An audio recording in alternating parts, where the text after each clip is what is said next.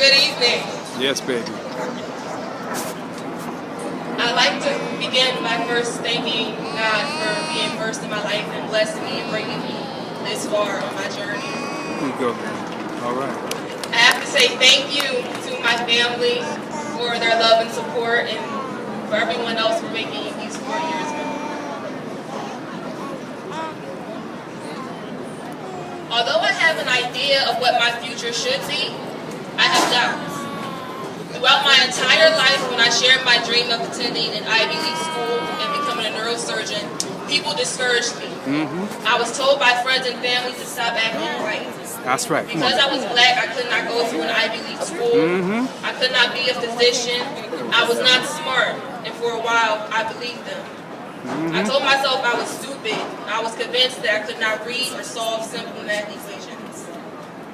My life seemed so confusing until one day I read the biography of Michelle Obama. Miss Obama's story inspired me because it was similar to mine. She grew up poor, was disadvantaged, and her only hope of getting a college education was to win a scholarship. Just knowing that another African-American female struggled like I had and succeeded against all odds filled me with joy. She allowed me to realize that I did not have to be another statistic.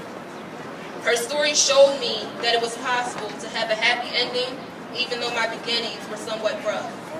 She gave me the strength to carry on for a while. But now, as I stare into the unknown, I am afraid.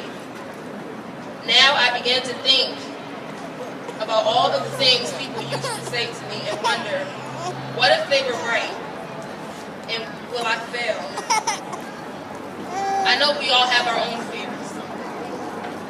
Fear is defined as an unpleasant emotion caused by the belief that someone or something is dangerous, likely to cause pain or a threat.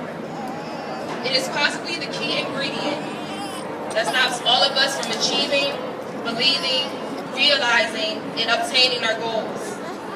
If we are honest, probably some of us are facing some level of fear as we sit here on this field today. I, like all of you, am still learning how to master this obstacle. Some of us are afraid of what the future may hold. Some of us are afraid to experience new things, and some are afraid to make a mistake.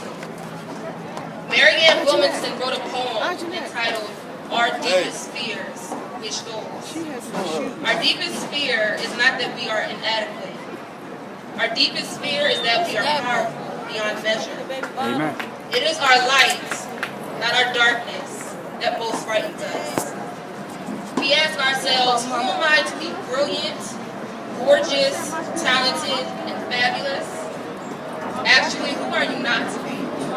You are a child of God. Your playing small does not serve the world. There is nothing enlightened about shrinking so that other people won't feel insecure around you. We were born to make manifest the glory of God that is within us.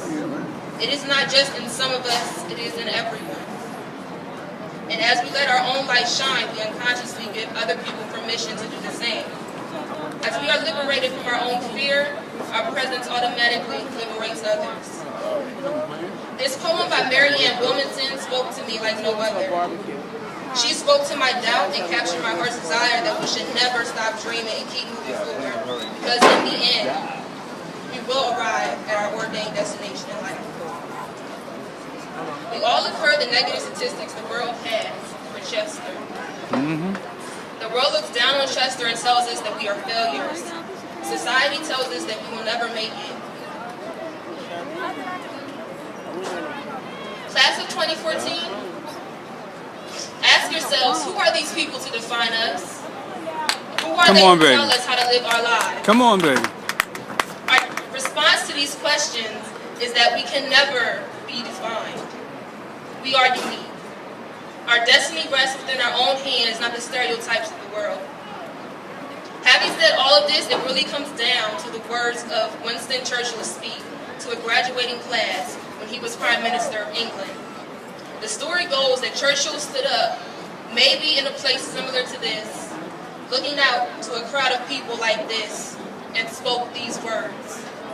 Never, never, and nothing great or small, large or petty, never give up, and accept to convictions of honor and good sense.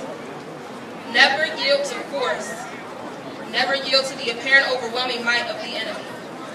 Today I, Kamri Statesville class of 2014, conquer your fears and complete your destiny. As we all go through our journey of life, we need to remember 2 Timothy 1:7. For God has not given us the spirit of fear, but of power and of love and of a sound mind. Step boldly into the future and be great. Remember where you come from and be proud of what we have accomplished.